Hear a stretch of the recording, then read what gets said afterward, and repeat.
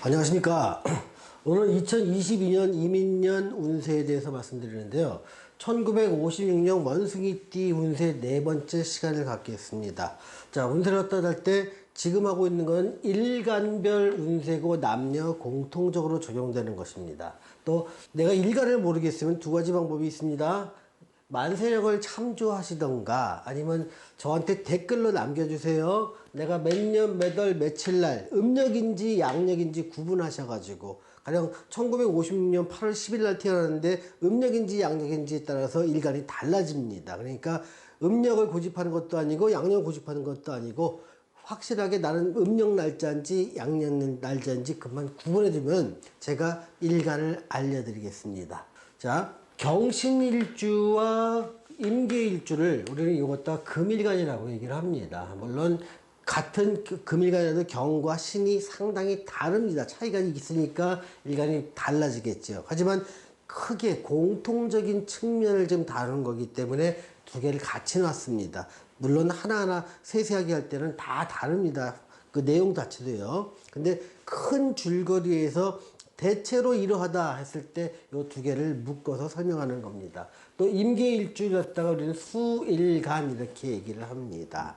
자, 사업을 한번 보겠습니다.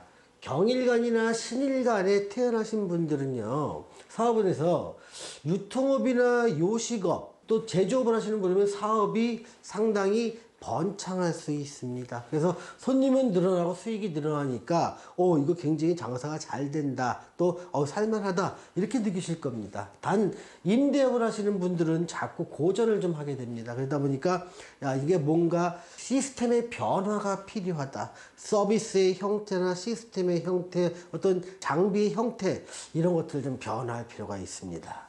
자, 임인간, 계일간 같은 경우에는요. 요식업이나 제조업을 하시는 분, 이 사람들은 매우 좋습니다. 이 사람도 어떤 삼재의 기운에 의해서 어떤 장소에 이동이 있을 수 있고요. 방식의 변화는 필요합니다. 유통업은요, 확실히 좋아지진 않지만 좋아질 기미가 굉장히 보이기 시작을 한다는 겁니다. 그래서 기반이 닦여지고 점차 좋아진다. 시장이 넓어진다. 고객이 늘어난다. 이런 정도의 감으로 익히시면 되겠습니다. 임대업을 하시는 분은 또 마찬가지로 고전이 예상됩니다. 그래서 좀 방법의 변화가 필요하지 않느냐 생각이 듭니다.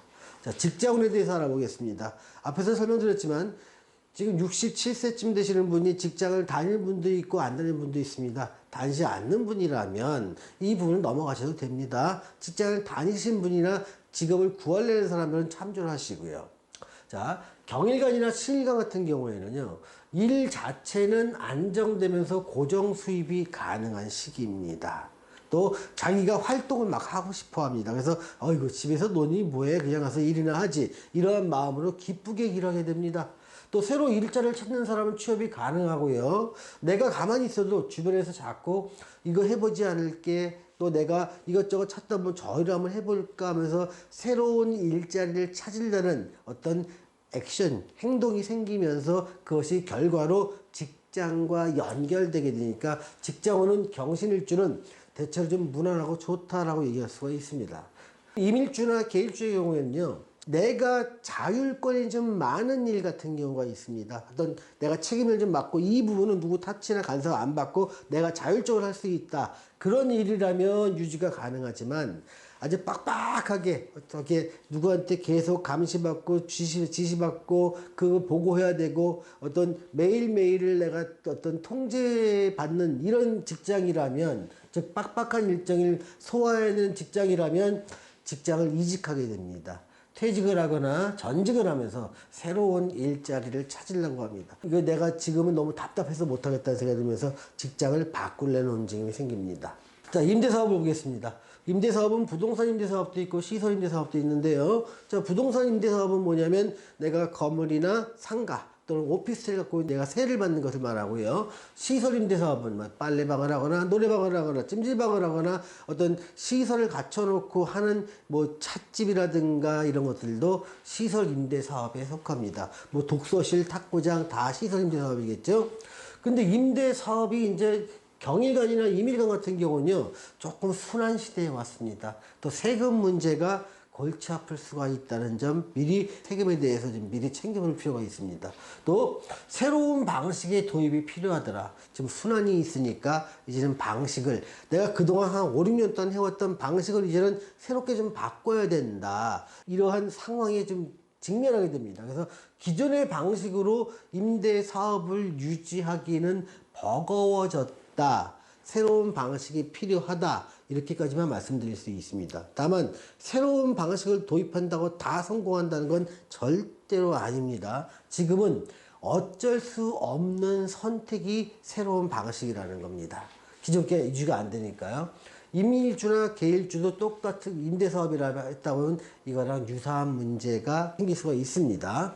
자, 금전 수입적인 측면을 보겠습니다. 어떠한 형태로든 돈이 원활하게 유통이 되는가의 문제를 보는 겁니다. 경일간이나 신일간 같은 경우에는요, 대체로 자금이 좀 원활하게 융통이 되는 편입니다. 또 내가 돈을 빌리려고 해도 쉽게 융통이 되고요. 또 벌려고 해도 어느 정도는 벌어집니다. 또 지속적인 수익과 안정적인 수입이 가능한 시기에 왔기 때문에 어떤 돈적인 문제 때문에 이렇게 크게 골치를 아픈 일은 없을 것 같습니다. 다만 규모의 문제겠죠.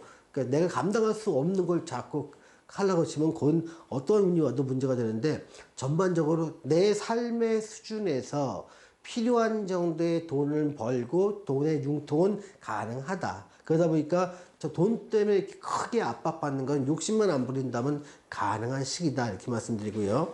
단 변화는 어쩔 수 없다. 내가 돈을 버는 방식도 바뀌고요. 또 돈을 버는 환경도 바뀝니다. 행동의 양상도 바뀌게 됩니다. 또 임일간이나 계일간이라면 새로운 일거리를 통해서 수익이 창출이 가능합니다. 또 수익은요, 주로 내 활동에 따른 보상으로 생깁니다. 가만히 있는 데 생기지 않고요. 이분들은 자꾸 활동을 하려는 의지도 있고 실제로 활동을 하게 됩니다. 그러다 보니까 활동에 따른 보상으로 내 수입이 좀 생기는 것이죠. 자, 건강과 활동, 이게 굉장히 중요한 문제가 되겠죠. 좀 노년에 와서 내가 좀 건강하고 활동적이면 되게 좋을 텐데, 경일간이나 신일간 같은 경우에는요, 건강이나 활동 모두 호전됩니다. 좋아집니다. 또 적극적인 활동을 해도 무방한 시기가 되다 보니까 내가 움직일 수 있을 만큼 어떤 계획을 짜서 움직이십시오. 충분히 가능한 시기입니다.